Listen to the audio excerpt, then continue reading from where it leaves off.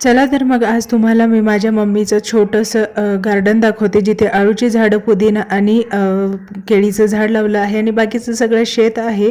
तर चला आता आपण जाऊया शेतामध्ये.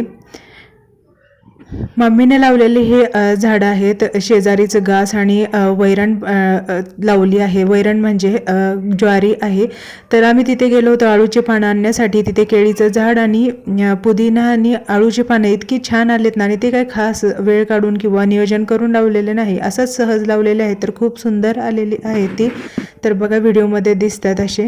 तर आज आळूच्या वड्या बनवायच्या होत्या ना, त्याच्यामुळं म्हटलं चला पानं आणावीत. आणि तिथे गेल्यानंतर इतकं छान वाटत होतं आणि हवा पण खूप छान सुटली होती. संध्याकाळचा टाईम होता, त्यामुळं सूर्य मावळायला चालला होता आणि त्याचं इतकं छान चित्र दिसत होतं ना. तर तो तुम्हाला ना मी पुढे व्हिडिओमध्ये दाखवेनच थोडासा सूर्य मावळताना. तर आळूची पानं घेतली आणि आम्ही आता आलो आहे गोट्यात. तिथं भैयाचं काम चालू होतं. थोडासा तिथे टाईमपास केला कारण वातावरण खूप छान होतं. तर चला आता भेटूया नेक्स्ट व्हिडिओमध्ये. बाय.